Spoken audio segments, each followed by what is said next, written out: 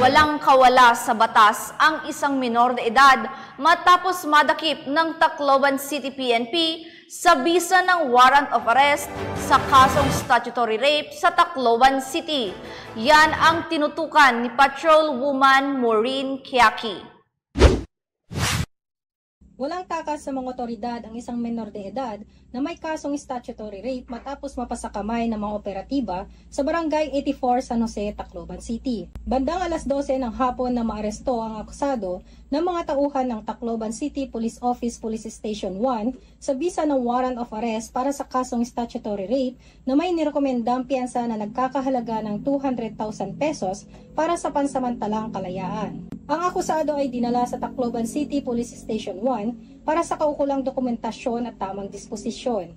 Mula dito sa Eastern Visayas, ako ang inyong PNN correspondent, Patrolwoman Quiaqui, alagad ng batas, tagataguyod ng Balitang Pulis.